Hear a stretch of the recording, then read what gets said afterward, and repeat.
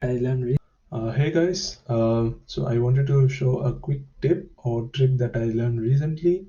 We used to create. This is for a crash analysis, and previous to 2019 desktop editions for a crash analysis, when you have to give in velocity, it was a bit more easy when you can go to the tools and we used to have something called BC Manager, and that would directly lead us to initial velocity, and we could also select the component directly.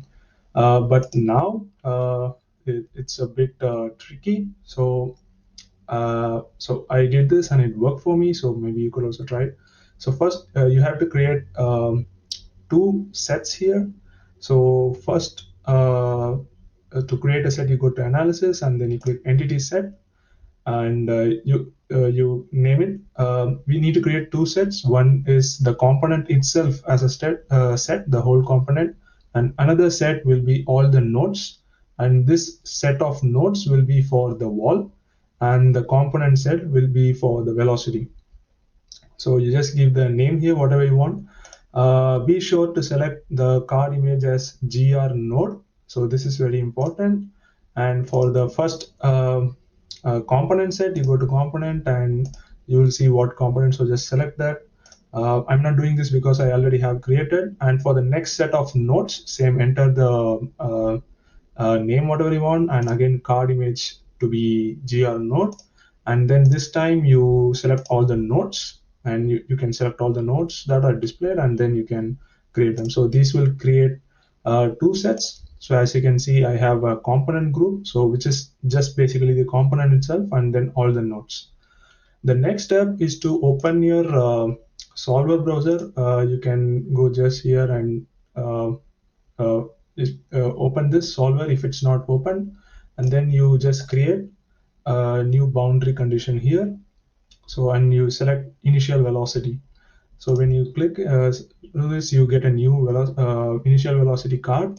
So I'm not doing this since I have already created. So now in this velocity, what you can do is, it's the type is initial velocity, and here you can select the component. So be sure to select the component for velocity, and for the contact interface, you have to select nodes. To know more about this, you can just type 7 interface alter radios, and it will give more information why we select nodes here. So for the velocity, you have to select the component group.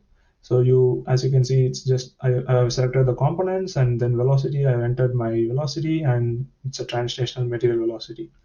And for the wall, it's a rigid wall. So for the wall, we define all the properties, and as you can see, my selection here is the node group. So for the wall, we have to give nodes, and for the velocity, you have to click the components.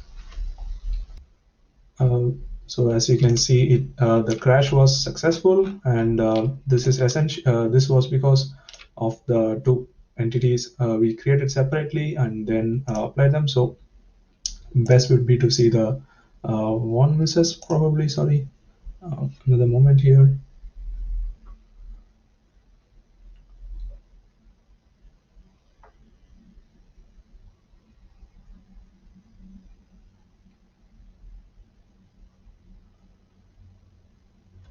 So the model is very arbitrary. Like I did it just for a practice, but since this new version of HyperWorks was removed the VC manager, so I just uh, sort of did this trick. I don't know if this is the most simple trick to create two entities and create a node group and component group, but this worked for me. So if it helps you, I'm glad.